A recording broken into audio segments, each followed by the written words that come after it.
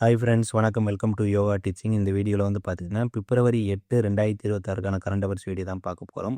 Already நம்ம சேனலுக்கு புதுசாக ஃபாலோ பண்ணுறீங்கன்னா மறக்காமல் சப்ஸ்கிரைப் பண்ணி சப்போர்ட் பண்ணி பாருங்கள். இதற்கான பிடிஎஃப் ஒவ்வொரு கரண்ட் அவர்ஸ் வீடியோ நடத்தி முடிச்சதுக்கப்புறம் இதற்கான பிடிஎஃப் நம்ம யோகா டீச்சிங் டெலிகிராமில் கொடுத்துட்ருக்கோம். நீங்கள் இந்த வீடியோக்குள்ளேயே லிங்க் இருக்கும், நீங்கள் ஃபாலோ பண்ணிக்கலாம். சரிங்களா? வாங்க இன்றைக்கான கரண்ட் அவர்ஸ் வீடியோக்குள்ளே போகலாம். டாபிக் தமிழ்நாடு சார்ந்த நியூஸ்.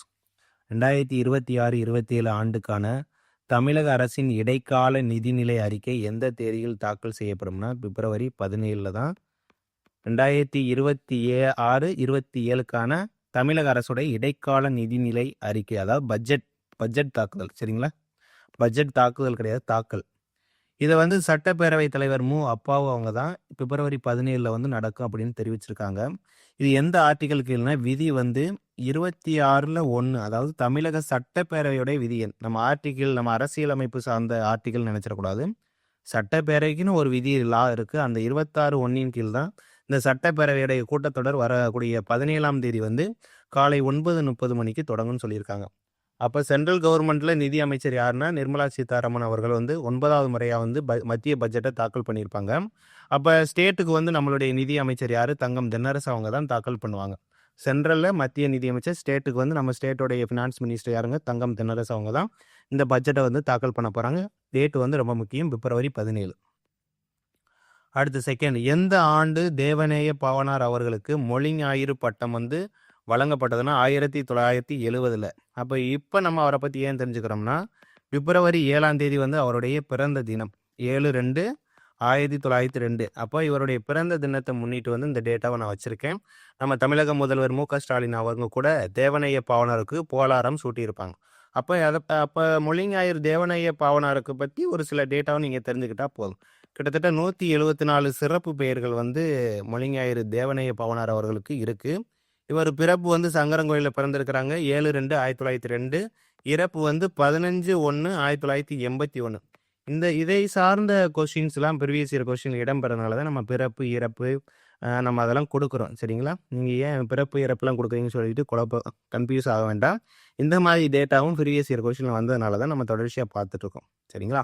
அப்போ மொழி ஞாயிறுன்ற பட்டம் 1970 தேவநேய பாவனார் அவர்களுக்கு வழங்கப்பட்டது. அடுத்த கொஸ்டின், இந்தியா சார்ந்த டேட்டா. முதியோர் பட்ஜெட்டை அறிவித்த முதல் இந்திய மாநிலம் எதுன்னு பார்த்தீங்கன்னா கேரளா மாநிலம் தான். ஃபர்ஸ்ட் இந்தியாவிலேயே ஃபர்ஸ்ட் ஸ்டேட்டாக முதியோர் பட்ஜெட்டை அனௌன்ஸ்மெண்ட் பண்ணியிருக்காங்க.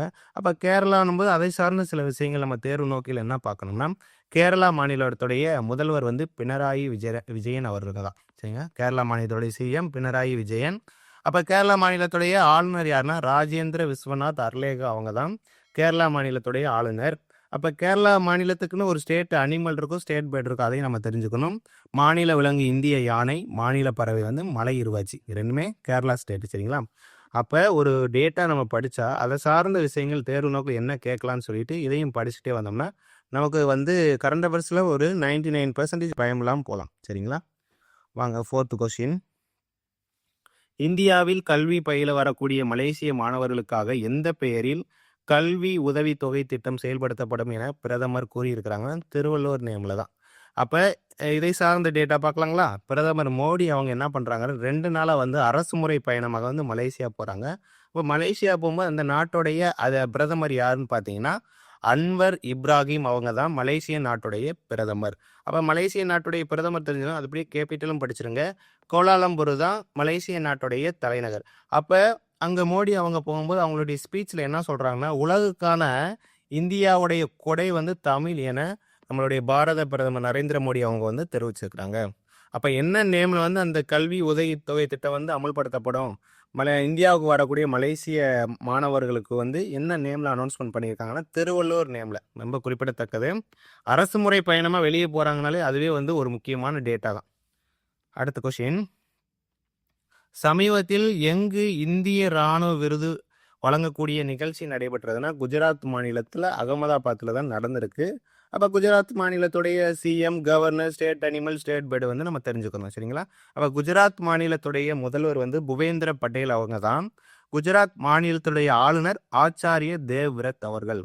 இப்போ நம்ம ஒரு நியூஸ் படிக்கிறோம்னா அதில் மினிமம் ஒரு ஸ்டேட்டு இல்லைன்னா 2 ஸ்டேட் வரும்.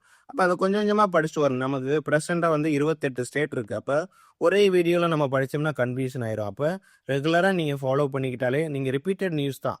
இன்றைக்கி குஜராத் ஸ்டேட்டை பற்றி வருதுன்னா நாளைக்கு கேரளா வரலாம், அகெயின் வந்து குஜராத் வரலாம். அப்போ திரும்ப திரும்ப படித்தது தான் படிப்போம். அப்போ நீங்கள் வந்து இதை வந்து போர் அடிக்காமல் நீங்கள் வந்து இன்ட்ரெஸ்ட்டோடு படித்தீங்கன்னா கண்டிப்பாக கரண்ட் அவர்ஸில் நீங்கள் நல்ல ஸ்கோர் வாங்கலாம். அடுத்து குஜராத் மாநில விலங்கு வந்து ஆசிய சிங்கம்.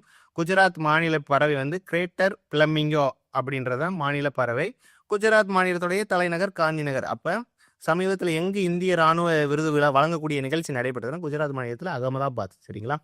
அடுத்து 6, தேசிய விதான் செயலி அதாவது நேவான்னு சொல்லக்கூடியதை யாரால் தொடங்கி வைக்கப்பட்டதுன்னா ஓம் பிர்லா. இந்த ஓம் பிர்லான்றது யாருன்னா மக்களவையுடைய தலைவர் அவங்க தான் ஓம் பிர்லா அவர்கள். எதுக்காக இந்த நேவா அதாவது விதான் செயலியை கொண்டு வந்தாங்கன்னா மாநிலங்கள் மற்றும் யூனியன் பிரதேசங்களில் பேரவை நடவடிக்கைகளை காகிதமில்லா எண்ம நடைமுறையில் கொண்டு வரதுக்காக மேற்கொள்வதற்காகத்தான் இந்த நேவா கொண்டு வந்திருக்காங்க.